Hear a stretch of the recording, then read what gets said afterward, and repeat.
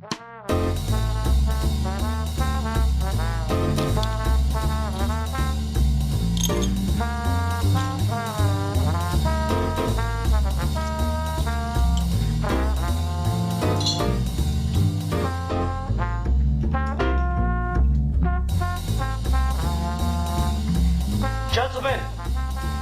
the time has come once again to discuss things.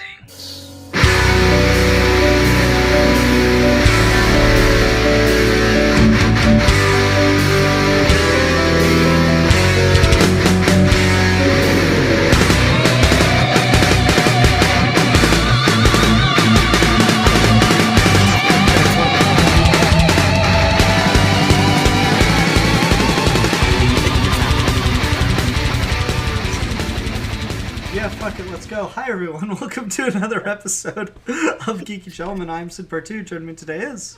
A geek for transitions, I guess. A geek for transitions. I think they prefer to be called... No, excuse me. Sorry. So, today Alfie has picked a topic for us to talk about. What are we talking about, sir? Today we are talking about kings. And this can be broadly expanded just monarchs in general. I think kings is kind of where I want to hone in on it, because when you go through, not just through history, but in storytelling, the trope of the king, the idea of the good king, or the mad king, or the warrior king, or the boy who became king is like such a multifaceted, integral part nearly every story ever to some degree.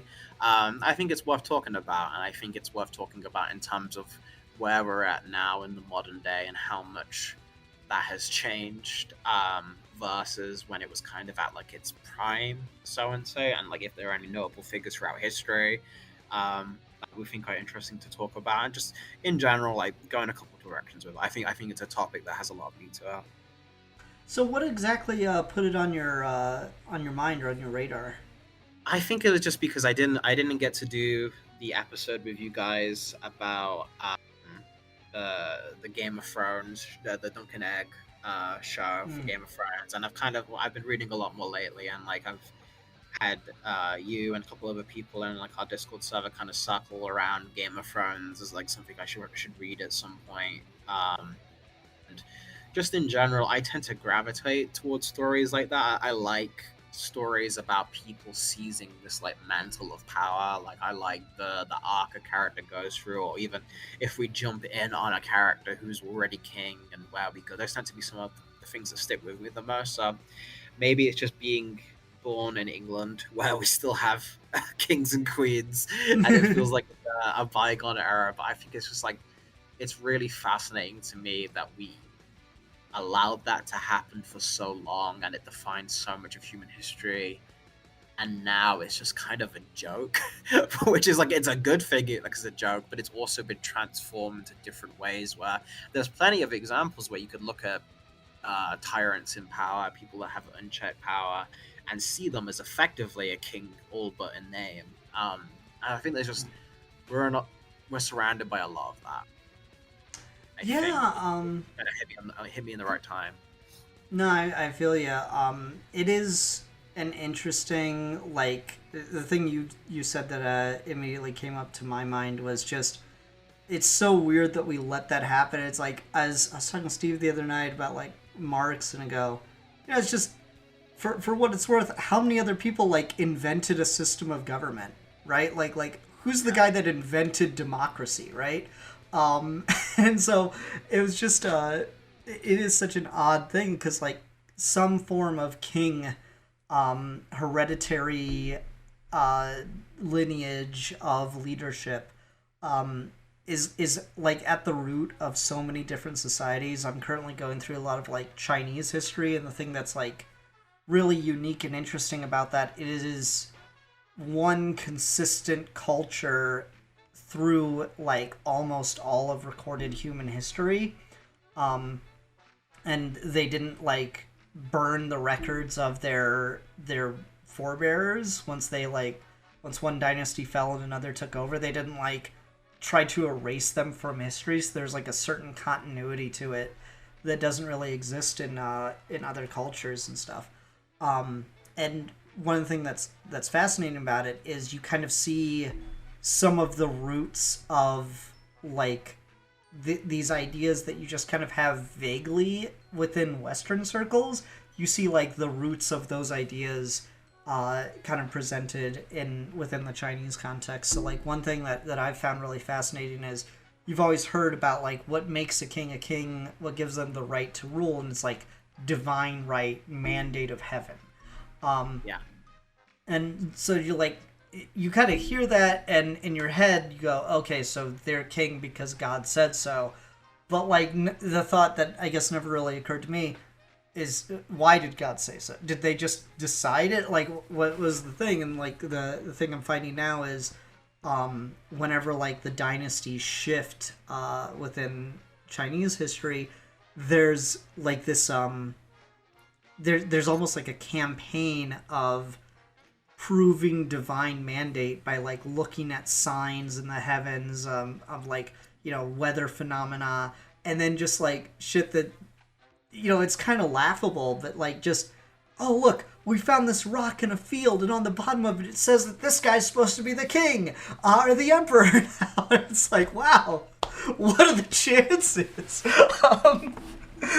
You, the guy that wouldn't shut up about how this dude should be king, you found a rock in a field that says he should be king. Wow. Amazing. It's divinity, you know? And you see very quickly how much that becomes like a universal experience, because then you go all the way on the other side of the world, and you look at how in English history, like how people became kings. It's the exact same thing. It's the exact same divine right bestowed from it. And originally that was very much the relationship between like a ruler and religion is like weirdly always super interconnected. You wouldn't think so, because like for the longest period of time, king is a political position, right? It's a position of government, it's a position of power, but then you remember very quickly it almost feels like a different world with some of the sects of like how much power the church had, how much power religious leaders had. And like you look at like Henry VIII, and how just to get married to the person that he wanted to, he had to divorce the Church of England from the Roman Catholic Church, and that was like a whole conflict because he just wanted to marry someone that the church wouldn't approve of. And like to have that immediate who's got the most valid rock they can point at that validates stuff, right? Like that kind of is always what it came down to. And then once you get through there, you get to the succession, and you get to the fact of like people that are born into kings who don't have to make that argument. And I think that's always a really interesting distinction, where you almost have two types of kings. We have the king who is part of a new era, like the old dynasty is dead, we're coming in, we're a new bloodline, and we then proceed to act like we've always been the bloodline, that we've always been the chosen few. Those are the ones we're pretenders. And then you get the second type, which is the people who are born into the chosen few, who know nothing but that. And those are often the sorry bastards that have to deal with getting upthrown and not having the skill set to prepare for it, because they've been told their whole life that they were the chosen few. Like, it's a really interesting difference in almost two very different type of mentalities, but they're both called king, and they both have just as valid rights to that. That's the thing that I've found just so fascinating within this Chinese context, is almost universally the way it goes is one guy works his ass off and like does all the, you know, political maneuverings and military maneuvers and just, you know, shakes the right hands, does all the work to become the boss, and then like just, you know, he lives comfortably, he's having the good life, he has kids, and then he dies, and then his kids are just so shit at it because they've just been raised without like any real context of what it means to rule. It is so rare to get like more than I'd say 2, maybe 3 good kings in a row. They all just kind of like, eventually you just get someone who really by no stretch of the imagination should be in charge.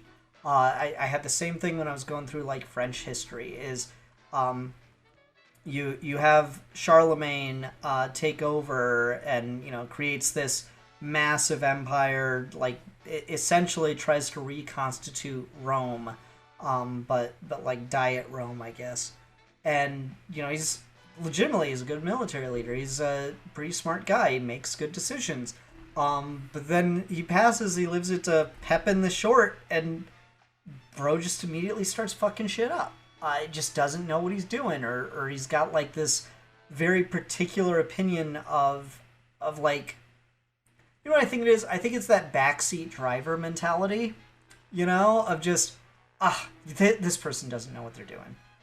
Once I'm in charge, things are gonna be pretty different around here. And then like the actual chaos of getting handed the wheel is just, it becomes like so hard to stick to your ideals or whatever, or to like realize the unique challenges of leadership.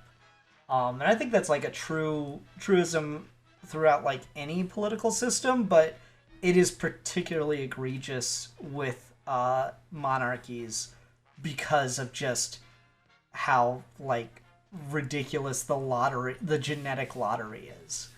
Um,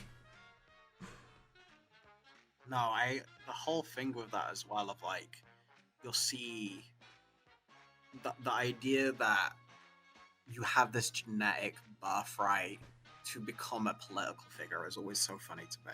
Like just like you are born into, okay, now you have to rule. Like now you have to control this, and it doesn't matter like if you're sickly or if you're small or if you have no interest in whatsoever. And like the fact that became, I was reading something recently about the king who was of England before World War, right around the time of World War One. I think it was King Charles the First or something. And his son had that like very like stereotypical character arc of like, Dad, I don't want to be king. I want to go into music and the arts, and like my whole thing. And like the fact that we've had that be such a primordial story this whole time is really interesting to me. And like like you were saying before about the lottery aspect of that. yeah. It's just so crazy to like look back on that, because certainly you can kind of see why the first guys, the first rulers get to the position they get to. Again, I've got China on the brain now, because that's what I'm reading. So, the founder of the Han Dynasty, Liu Bang, is, and I'm probably fucking up the pronunciation on that, I'm sorry, he's like literally like a step above from the gutter. He's like multiple people throughout his life, even after he becomes emperor, tell him that he's like rude and crass and uncivilized, and he's like, "Fuck it, bitch," but I'm emperor. He's like, legitimately, he made incredibly wise military decisions. He was kind of in the right place at the right time to work his way up from nothing to become emperor, and you can see in these moments, in these stories about him, why people wanted to follow him, why it seemed like he was obviously the go-to, and legitimately he, like, from what I know of the guy, he seemed like, for the time, like a really, really great ruler, and the kind of person you would want to be in charge. But then it's just such a limit of the time period to go, oh, well, so he was so good, so, like, obviously his family's gonna be great. And no, like, it's not even really his fault that his family sucks, because, like, his kids barely get to hold any power. It's their mom that takes over, and she's apparently from hell and just fucking evil as shit. The Empress Dowager just takes over, and she's bad. Empress Wu, I think it is. She's a bad time. That's kind of a like, sad story to have Empress Wu be bad. like, ah, man. You think that would be the chill one? Yeah, no, you'd think. No, but like there is just such a mentality of like you can kind of see it with these with like the big names, with the ones that not necessarily establish the kingdom, but maybe like expand it out or like really establish why the kingdom is known. You can kind of see why they would be like the logical choice to be the head of government. Kind of a similar thing with Napoleon. Like, you know, a lot of it was like more luck than skill, but there is still something to that of like having the luck to be able to capitalize on the skills or having the skill to be able to capitalize on the luck. Um, that still matters, and he still like completely fucking rewrites the map of Europe. You can kind of see why people would follow him, and then like he kind of fucks up and gets deposed, but then 10-15 years later they're dealing with Napoleon III on the throne all over again, reestablishing the empire, and he fucking flushes it all down the toilet, and he's fucking terrible. But it's just, but my grandfather, I don't even think it's his grandfather, I think it's his like uncle or some shit, and he's just named Napoleon III. He's fucking, but he was great, and so I've got the same name, so I'm gonna be great too, guys. The begging to hold on to specific names in hopes that they will create a new version of that guy is one of the funniest aspects of this whole thing. Like, I know that's one thing I know that Game of Thrones does pretty well, where everyone keeps trying to make the new Aegon. There's like 70 different Aegons because they keep trying to be like, this is the guy from Legend. And I feel like that's something that's surprisingly very, very real in history, of just continuously trying to almost get this like a immortal.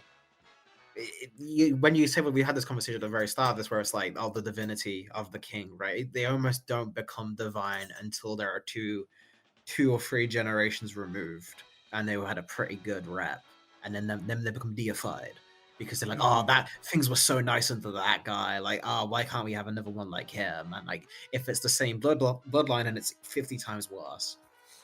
Yeah, no, that's 100% it.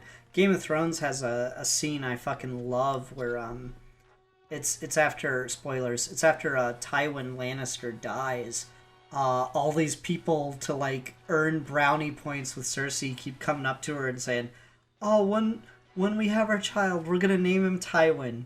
We're gonna name our son Tywin if it's a boy." And she just like is so not in the mood for it because everything's going wrong for her at that point in the story, and she just snaps at him, "No, the realm will be drowning in Tywins at this rate."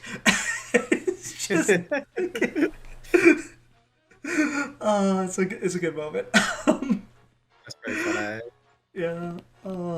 But no, Game of Thrones does a really good job of it, where like all of them just keep not only Aegon, but you've got like Joffrey this and Robert that, and they're all like, because Robb Stark's named for Robert, and he doesn't quite have the same luck. But there's a lot of that. No, you're definitely right on Game of Thrones there. Are there any other things in fiction that you think do rulers or kings like particularly well or interestingly for you? I mean, Game of Thrones is definitely the one, because it's just the fact that it gets the politics so right that it's able to write its own histories, and actually have it still be interesting, is I think really impressive. Other fantasy stuff that goes into it, honestly, no, because this might be like a good transitionary point, because like so much fantasy stuff like really hypes up the idea of kings when the reality is just shit. Yeah. Like fantasy, that obviously the most iconic king in fantasy, right, is King Arthur. Just the ideal, literally most perfect king that ever was. And just compared to that, they're all shit. But even still, like most rulers are displayed, because you writing within like royal censorship and stuff, you couldn't do a story where the kings are always evil. Like you have to have, if you have an evil king, that's fine, but you got to make him like a foreigner. Or this has to have happened a long time ago and everything's better now, or there's a good king to contrast it, right? Like you couldn't get away with it because it would be seen as a slight against the ruler. Um, so a lot of stuff tries to portray kings as always just, always good, always kind and wise and da da da da da, and the majority of them are just like, I'll bring up Game of Thrones again as an example where fucking the reason Tywin Lannister is such a hard ass is because his dad died by slipping down the stairs on his way to go see his mistress. And that's like much more realistic for royal behavior. My favorite interpretation of them still, and it's like there's no way to say that without sounding like a fucking pretentious ass, so forgive me, but that is Shakespeare. Like Shakespeare got it. Shakespeare got kings as just people, and the fact that he was so popular with the royal crowd, I think, is really interesting because of that. Like, it's almost like it was part of his audience. So, like, there was definitely some punches pulled, and there's definitely a little bit of like he understands the weight of it and the mythic power of it to give it a little bit of glorification. At least more so than like something like Game of Thrones does. But he's still very fundamentally like they got a shit like the rest of us that just like us, they have this artificial barrier and it doesn't mean anything, and it will all come crumbling down, and these men and women that are put in these positions have no tools to handle it, because how could you? How could any? We're just not built for that. Like, we created this form of thing to put onto people that is seemed as like, oh, this is like a power play. You are at the top of the ladder. You are this conqueror. This is supposed to be like if you go for like a capitalist mentality, that's like the end result, right? If you're like king of the world, that's the finale. You've made it. But it's just like this, every single story you hear is just such a hollow life. Like, it's just a hollow existence. And I think Shakespeare really got that, and it gets a lot of pathos out of that. And like, you can get a lot of sympathy for it, because you'll find kings and queens as well, but like there's such a body count and there's so many decisions that are made that you'll have so many like horrific accounts. But I do think there's still a lot of like sympathy when you look at that scenario and you're like, damn, man, what a kind of shit thing to get born in, because there's no out. Like, you can't just get out of that. Like, even if you try and abdicate the throne and you try and live like that, that's always going to follow you some way, shape, or form. It be it in the past, you probably get murdered because they don't want to make sure you have any threats and then you don't have any heirs.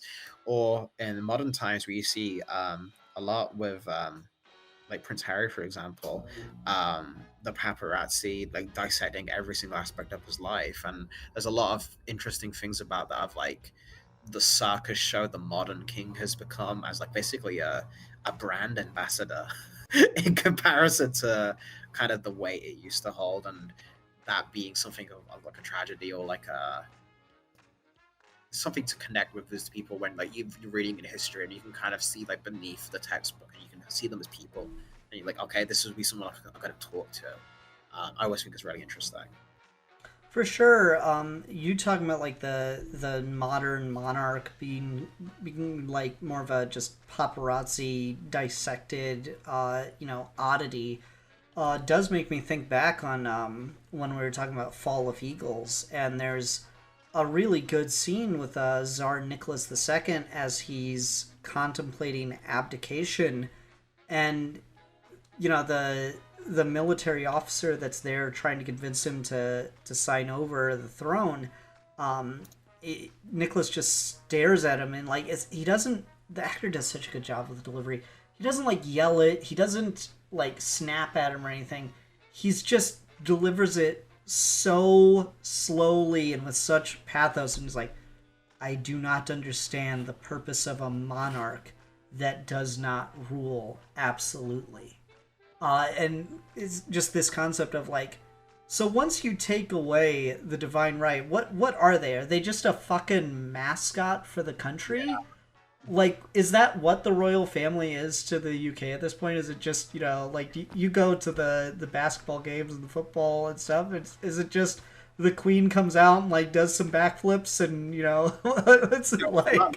It's so for England itself, it's like this ever present like, oh, this is a thing that exists, you should respect it, you should swear fealty to it. Whereas if you go backwards from what the job is, it's more so that they go to different countries to sell, which is the interesting thing, is like they're a tourist attraction. Like one of our biggest forms of income as a country or export is the royal family, um, which I find really really interesting. That it's a product. Like you have people come to see the royal palace. We ship off. Uh, Whatever princess and princess we have to go to different parts of the world and go on these tours and kind of promote kind of like English exceptionalism as like a marketing tool of like, oh, this is what England's like. It's so royal, it's so posh, it's so proper. It's like a different thing. It's like all used for publicity. And that I was curious before we did this episode because I wanted to kind of figure out like when did that happen? Like when was the cutoff point? And there's no like anything. There's no like direct. This is when everything became neutered, but you can track it from about 200 years prior to World War One. There was something called the Glorious Revolution, which is where the current king at the time. Um, Is that Cromwell? No. That's guy. This is King James. This is in 1688. So this is not later than that. But basically, King James got overthrown by a Dutch group, and they were working within Parliament. They had like connections with Parliament because King James was like a hard ass. He was viewed as like a tyrant, and Parliament had had enough. So they brought in these Dutch. I think they had like some vague relation through like a couple of marriages to the royal family, and they brought in this Dutch family and they brought in their soldiers and they did a coup, and they beheaded King James, and then they had this whole thing where they were like, okay, we're going to elect our new king, and we're going to hold him at sword to the neck, and he's gonna write down in the Magna Carta and the Constitution, Parliament effectively gains all power in the country. We are forever like this, and this, and this, as his right to live. And so from that period onwards, it wasn't an immediate strippage of powers. The king still had power. You still had when I mentioned before, like King Charles, he was still an active figurehead. He was still a political figure.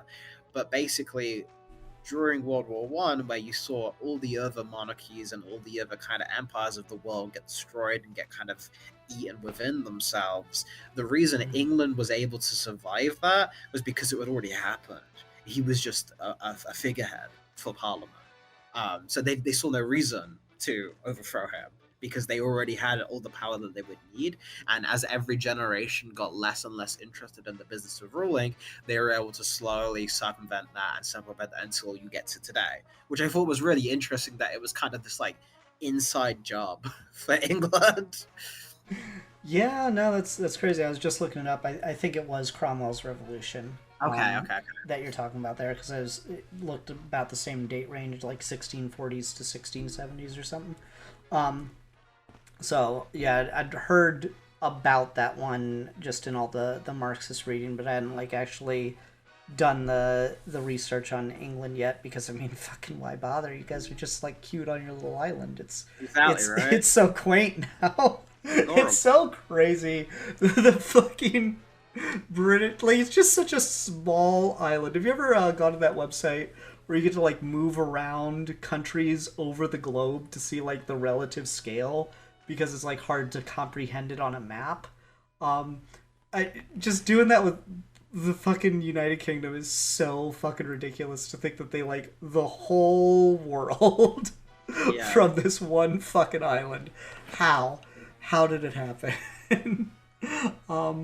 But no, that is really interesting, because yeah, I remember hearing about the Queen and stuff every now and again, and like obviously with her death, it was in the news a couple years ago now, and now the King Charles the second or whatever it is, he's been like, you know, in the wings for so long, and now has finally become king, and he might die like any fucking day, like right after finally getting the crown.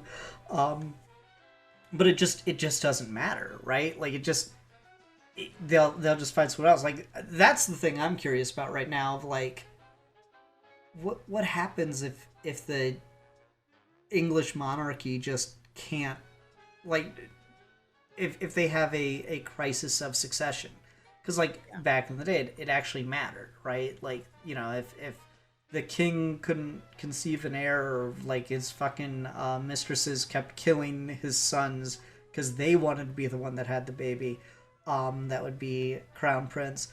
Like that was a big deal because that was like they were actually be the one in power. They would be the one that could make decisions of consequence. What happens now if there's a, like, I don't even know who's in the wings after Charles. Is it Harry? I think yeah, it is Harry. Out like I think it's his brother. Okay. Like I'm William. like, Prince William is next. Yeah, that's okay, next in line. I'm like, but like, what if, is he allowed to refuse, or if he does, like, what exactly happens? Like, what if you just can't find someone in the immediate royal family? Do like people start getting out the fucking rolls of all the like family history and try to like find the one to claim it, or does it just become like completely irrelevant at that point? I don't know. It's just it's an interesting thought. But that also yeah. might be their excuse just to call it. That might be the excuse because it's getting less and less profitable as like generations come up. Like it's something that people just don't really give as much a fuck about. For like the under 30s demographic. Mm-hmm. So that might just be like, hey, they might just call it, they might just put like the red tape over the over the palace, and like just be like, all right, there we go, it's a museum now. Like, fuck it. Yeah, I mean, like, that's kind of what like happened, to one extent or another with the Romanovs. Is there was like discussion under the provisional government in Russia before Lenin took over, of kind of maybe letting the Romanovs like keep as private citizens, or marching them out to kind of become a face. But the problem was like Nicholas was just really unpopular. There are people like talking about, you know, taking his son and having a boy king, and what that could do for the country is like a blank slate to start over. And then the Bolsheviks just fucking killed him. So shit happens. After that, they kind of turned parts of the Kremlin into little bits of like museums, and it's like, and here's where the royal family was. And isn't it great that we don't have people living in this like ostentatious lifestyle anymore, and while everyone else has nothing. And you know, the truth of that is neither here nor there. But it's just fascinating the what countries do with their monarchs. I know Franco, the fascist dictator of Spain, after he took power, like the thing that was weird about him is, you know, Mussolini and Hitler both bought it. But Franco went on and on and on. Franco died an old man in like his 80s. I want to say he was in his 80s in the 1980s when he passed finally. And Franco, for, you know, decades, basically just said, no, I'm a royalist. I believe in the divine right of monarchy. Just we're still in a transitionary period, and the transitionary period was until he died. And then the King of Spain took back over and transitioned. Like, people weren't sure what was going to happen because he seemed to have been groomed by Franco for years and years to, you know, continue a quasi-fascist monarchy. And instead, he really shocked people by almost immediately after Franco's passing, setting up a parliamentary system that honestly has probably some of the most representative far left ideologies in it, at least in the initial setup of it. So it's kind of wild. And they're still a thing. I know the king that did that got in a bit of hot water sometime in the 2010s because he went hunting and posted pictures of it on social media, and that just like really turned a lot of people off. Yeah, that was like a big controversial thing of like going hunting's become like a cancelable offense apparently. And, you know, not saying it shouldn't be, but it's I find hunting kind of gross within certain contexts. Yeah. But yeah, that like got him in some hot water, and so he like basically abdicated over that to his son, and yeah, now the king of Spain again is just it's such a like oddity of a position now. The fact that it's just, you know, died out as a regular form of government. There's very few genetic lineages as like the predominant system of power left in the world. Apparently Iran is one of them. So whoever had that one in the lottery. Yeah, and like it's interesting because if you look at like how the actual kings have become a novelty, it feels like what has replaced them has the fantasy that they are kings. You see what I'm saying? Like Trump absolutely thinks he's king of America. Like, Mhm. and for all intents and purposes, he might as well be.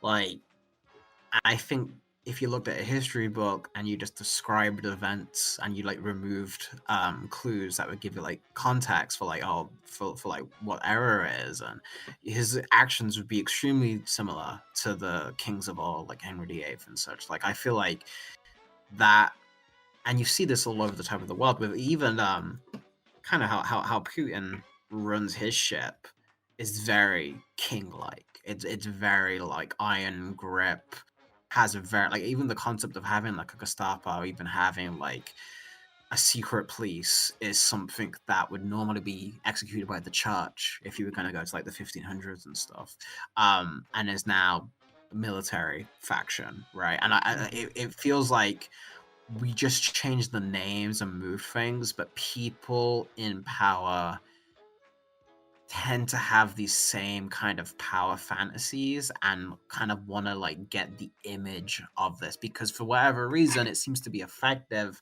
to kind of domesticating the masses or keeping them.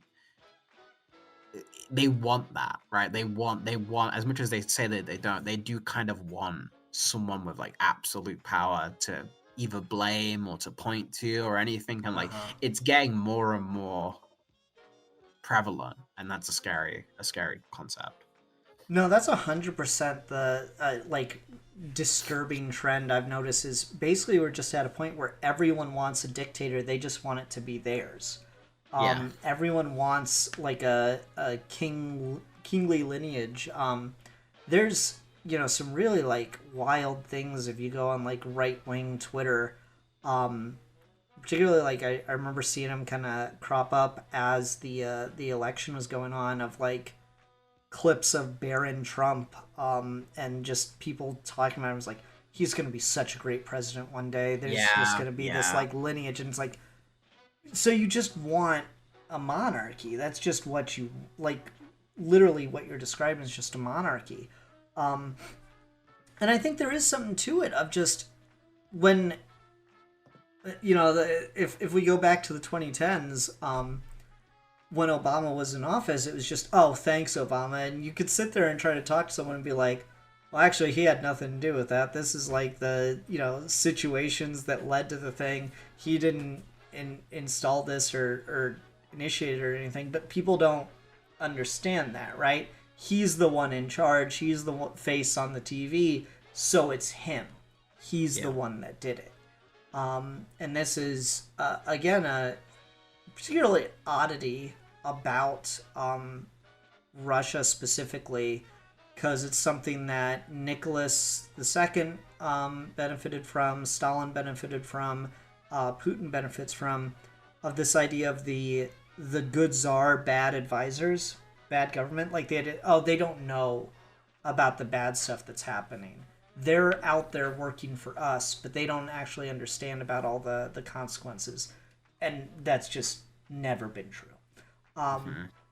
But I think people have that. I think you're kind of seeing that develop here of like, well, Trump doesn't know about this thing that the Republicans are doing. That's happening behind his back. It's like, fucking, he says jump, they say how high. You guys don't understand how it works.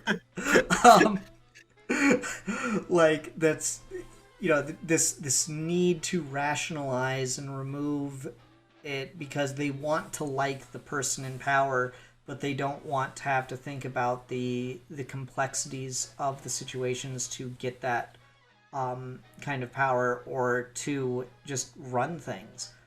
Everyone wants their turn at the wheel until they actually have it.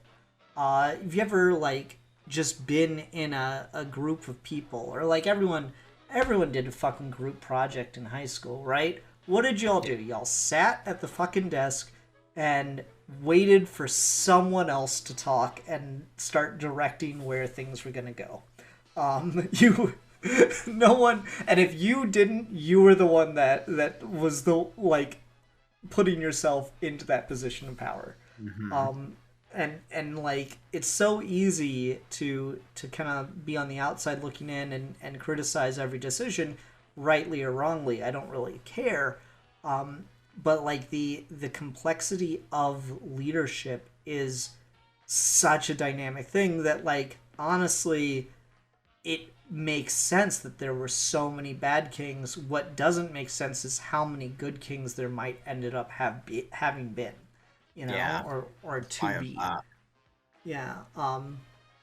Despite all the like, just outsider looking in, the fact that like the right person got in power this time is actually incredible that it ever worked. um, oh man, it's a wild ride. It's a wild ride. Do you have a favorite fictional king besides Arthur? We could take Arthur off the table because I feel like that's too easy yeah, an answer. off is pretty good. That's a good. How wide are we stretching the definition of king? Uh, I'm not really sure. Like, are you gonna say fucking Sheev Palpatine here, or what are we I mean, talking? the guy in my profile picture is pretty good. Doctor What is Doom's pretty. Doom? Is he the king of Latveria, or is he? He's. They call him the ruler and they call him the monarch, but they never give it an actual title. He's never Okay. referred to as like king of Latveria, but that is basically what he is. Um, but Doom's up there for me. You know what? Honestly, I really, for some reason, the Marvel ones call me. I really like T'Challa. I really like T'Challa's Black so fucking Panther. good. You took mine. Ah, shit. But he's so we can discussion about T'Challa because what a cool idea for a fucking character. What a cool like, hey, this dude's a fucking king of this fucking super advanced nation, and he's also a sick superhero. Like what a concept. Yeah. No, for sure. It's great. I loved what Hudlin did with him in the books because like there's just so many good examples. Like I remember this fucking team up with the X-Men before the whole getting married to Storm thing happened. Uh where T'Challa's like about to kill a dude, and one of the X-Men just does like the classic fucking comic book line of "You'd make yourself judge, jury, and executioner," and T'Challa just looks at him. "I'm a king. Yes." It's just yeah. He's if any superhero has the authority to kill, it's the guy that leads a fucking nation. So fucking sick. There are other like instances just throughout Hudlin's run of how fucking cool T'Challa is as a king. I fucking love him in that book so much.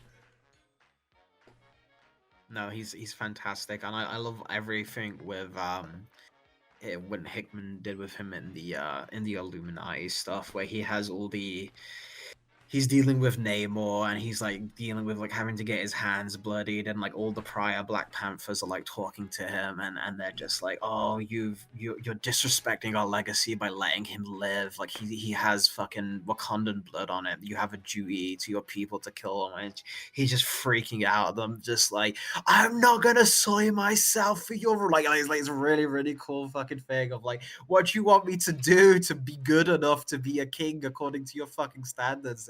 All of you, like every dynasty of Black Panther that came before him, and all of that stuff, I think is really cool. Just like the weight of it. Any king that has to deal with like this crushing weight of expectation is always like infinitely more interesting to me. Mm-hmm. I'll go ahead and do another one just because it's a little more low key and it'll be a good transitionary thing for us. Is Iolande from Green Lantern. They call her princess, but she is the leader of the people, so she's a queen. Queen Iolande from the Green Lantern books. She's also in the animated series. She has like a couple episodes, and she's just got like one of those like really fantastic one and done Green Lantern origins. But I just thought that the few times she showed up in Green Lantern Corps was really cool because she was just dealing with the complexity of like the idea of a monarch being absent from the throne. I think just had some cool ideas in it, and just trying to balance the superheroing with the being the leader, and on top of that the negative implications of sexism and stuff, which is something we haven't discussed at all outside of me briefly mentioning Empress Wu, and I'll use that as a good transition, because of like women in power, women as leaders, as monarchs, the queen that is the ruler. That's not something we see a ton throughout history, and when we do, it's often described much worse than I think it is, or much harsher than I think it would be if it were a man, as a unique aspect of it. So like when I was reading about Empress Wu, I was like, okay, no, she sounds terrible, she sounds awful, but it was also within the context of reading like, she's like the fifth or sixth woman that's gained significant power or incredible influence so far throughout Chinese history, where she's just terrible and there's never been a good one. And so the conspiracy theory side of my brain starts to go, okay, how true are all these accounts? How accurate are these accounts? Or is it that the men wanted to put down the king in power, so attributed every evil act to him through the fall of woman, being soiled by a woman, or just the idea of, no, we don't want women to lead, so anytime one has led, we've made sure to depose her and like really just drag her name through the dirt, so no one will ever want a woman to lead. We're going to create the precedent that women cannot lead by creating the narrative. And it's one of those things, I don't have any like evidence to talk about with that or anything. It's just you can only see that same story repeat itself ad infinitum before you go, either something more is going on here, or all Chinese women are just evil. And I don't think it's the second one. So I don't know. It's kind of fascinating. Is there anywhere else you'd like to go with this? Just talking about women in power. Because again, like I feel like England's one of the only ones that has had multiple examples of that, like actually being successful. Yeah, and that's almost the case where they're a little bit more well respected than the males. The males were, because I don't know what it was specifically, but I think the idea of the chivalrous knight fighting on behalf of like this Iron Lady, this queen of stone who would be strong enough to weather any storm was such like a noble fantasy for them that they really delved into that. I think it just came to a case of a lot of these English female queens were more educated, were more competent, didn't have the same level of scandal like the male rulers would, where they weren't, if they were sleeping around, they kept it more discreet because they didn't have a bunch of heirs running around in the same way. They didn't have this level of drunken debauchery. There was a little bit more of poise, and it became a little bit easier to respect them in a military sense. I feel like obviously there were some male exceptions to that,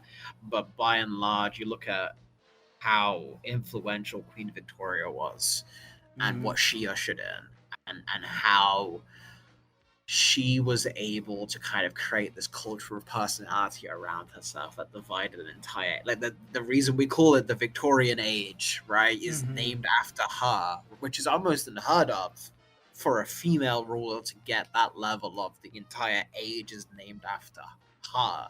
It's not named after the male in the family, and I feel like that's really really impressive. And she was very important in terms of like promoting the arts and promoting when you see plays around the time, and obviously you have like overlap with Shakespeare to an extent.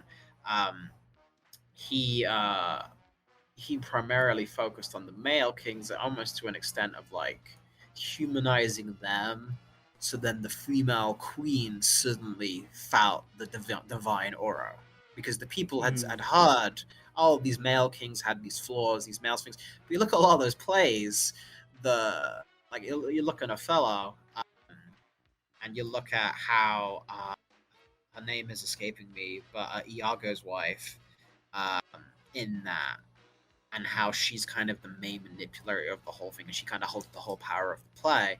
That was kind of the ongoing perception, and that kind of trickled down to them. By the time we got to Thatcher, she was kind of the closest we had to a modern day version of that, of a Queen Victoria type. She was trying to get that type of energy. She just didn't have it. She didn't have that X factor. She didn't have that charisma, while being extremely deadpan and stale. She doesn't have the look, right? And I think a lot of that comes down to how art is used to promote rulers, how religion is used, and how kind of what people choose to dedicate themselves to when they follow something. For some reason, in England, for a large part of time, it was female power was seen as the ultimate uh, dedication. Like they would still be misogynist, but you'd be misogynist to a point until you got Mm-hmm. to the queen. Like that was the exception. That was the one you bend the knee to, and I thought that was really interesting. That is fascinating to me. Like you could have someone, sitting there, drunkenly bashing women as just the standard go to. But then, like, if the queen got brought up, oh, the queen. God save the queen. I Yeah. witnessed that happen in my life. I witnessed people in the pub who would be like friends of my dad that would go home or talk about being their wives, and at the same breath, oh, bless the queen, God save the queen, I love the queen. Like it's very fucking, and I imagine the exact same shit was happening 150 years earlier, 300 years earlier. Like it's always for some that just it catches like a zeitgeist. It just hit to a way where like this level of competency was just accepted. Like even if again Mhm. they were also fallible, human, made mistakes, had all these different vices, it just was presented in a way that was, I think it was just because it was so alien to the majority of the male base that they just accepted it. And then because a lot of the female base at the time had no voice, they just kind of had to roll with it as well. It's like it was this like this, it was like this an other. It was like an entity in comparison to where a male king was something your son could become king of England, but you'd never imagine your daughter would become king of England. No, no, no, no, no. Like it was a very interesting kind of contrast. That is fascinating. As not only all about England. God, every time I get Alfie in the call, it's just Britain this, Queen that, Queen and country. Rah, rah, rah, rah. Uh-huh. Um, the like, there's lots of female rulers throughout history that have like become very famous. Catherine the Great of Russia, Isabel of Spain.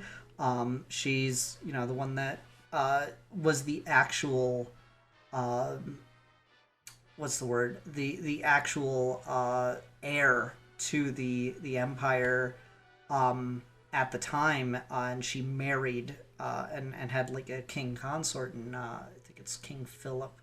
Um, but like she's the head of state, effectively ruling with her husband, and she's the one that, you know, sends off Columbus and establishes the Spanish Empire as the first empire where the sun never set on it. That was like that phrase is so associated with England, but that was established first for Spain under Isabel.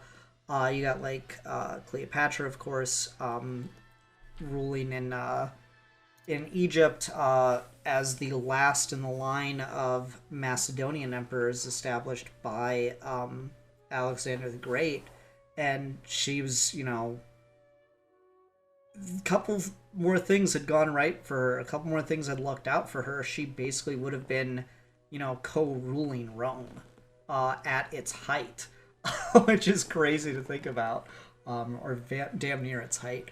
It's just wild to think about how impactful a lot of these female voices are, but unfortunately they, you know, we're not doing it any favors, because at best they come up as an afterthought of, oh, we better mention them real quick. And I guess to bring it back to fictional stuff again, Game of Thrones, of course, A Song of Ice and Fire does a great job with its female characters. Daenerys is just an all-time great female character. Cersei, you love to hate her kind of thing. Lots of great female leaders in that, from like just a pure like humanist character writing standpoint. Really fantastic writing for them, and I loved the way that they come off in the books. Yeah, one thing I'll say before the close out of this is one I really like. There's a character I hadn't heard of before, but I was going through reading the High Republic era of Star Wars. The Chancellor of that time period, Lena Sao, really, really, really cool character. Really, really good character. And like she's very much kind of like the best way I could describe her is kind of like if Palpatine actually did have a soul, but was still like Palpatine in how they went about stuff, which I think is really interesting. And she had this whole thing where she's trying to unify the Republic under like one banner of "We are all the Republic," and she constantly has to kind of like sully her hands to keep this impossible task of like they have like a bunch of chapters where she's kind of like I tried to once just think about like how big the galaxy is, like how many people actually live in it, and like I just started like just like I couldn't even stare at the screen as the number just kept rising, and I came back the next morning and it was still going, and I just can't fathom how many people I have to try and bring into this one fantasy. And like she's a really, really compelling character, and it's one of those things where like you wouldn't expect like just like a chancellor character to be one of the standout ones, but they do a really, really good job of fleshing her out. And I would have liked to see her in live action at some point or something if they went back to that time period, because she was a really, really cool character. That does sound hype. Um, yeah, Sheev. Shout out to Sheev. Good character. Sheev Palpatine. Good old Sheev. He did it, man. He pulled it off.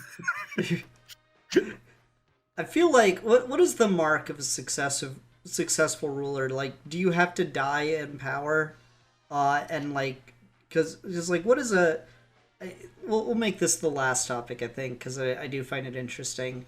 Because like when I was reading about Napoleon, it does like, again, he was a lot more of it was luck than he wanted to admit. But even then, he was so close to just having it all, to like literally uniting the whole world.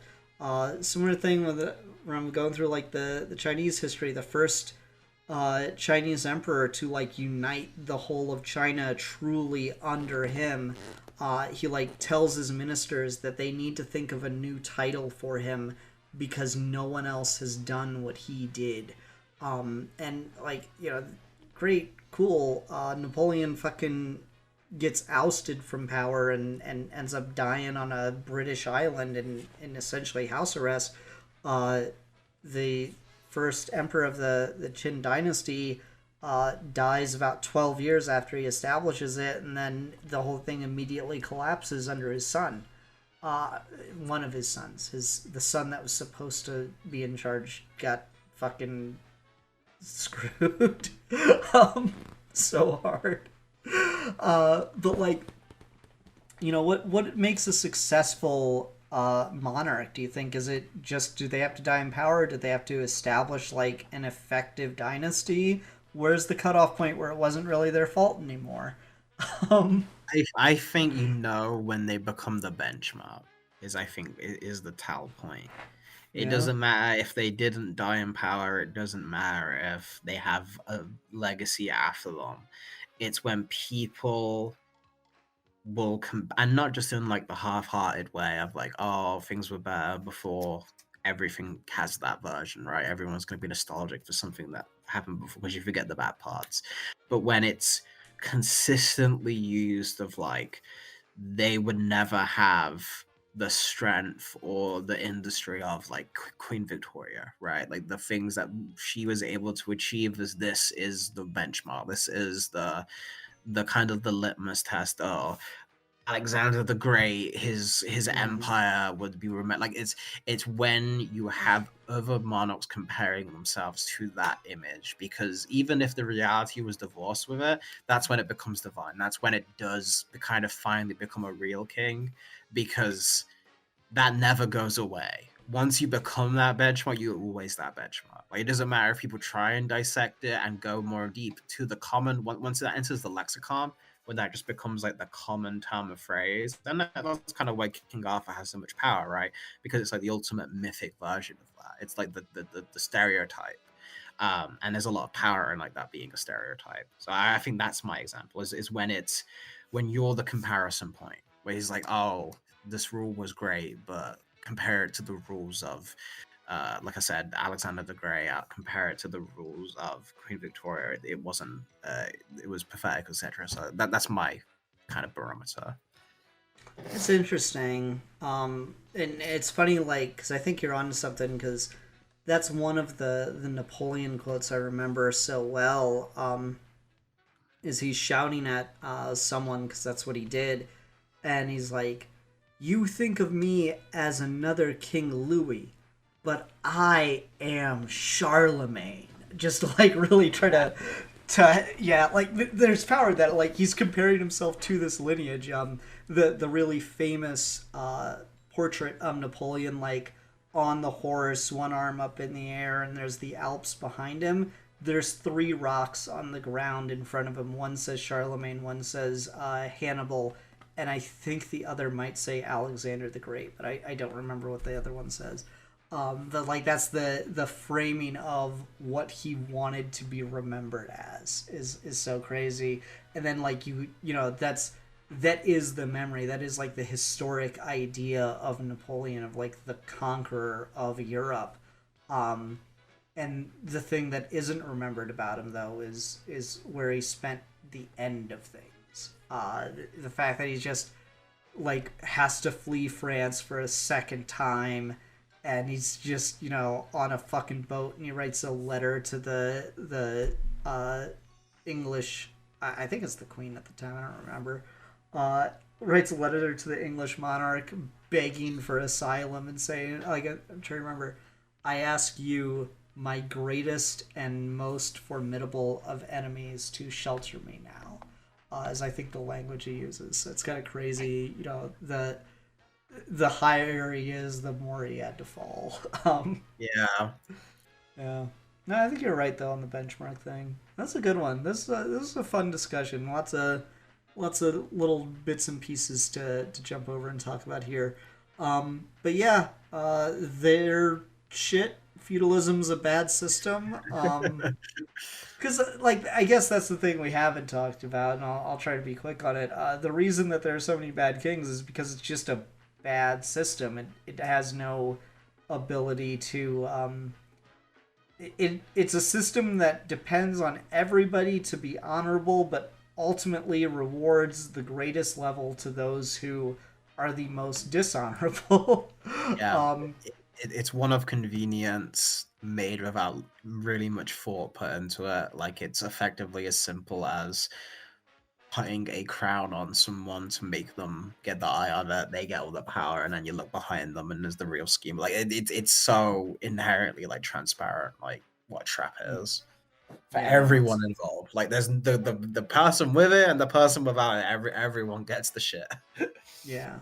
Now there's so many like just examples of how awful feudalism is on like top to bottom, and the divine right of genetic monarchy is just fucking one of the worst possible systems of government. But hey, we fucking did it for years and years, and I guess we're going back. So sounds good.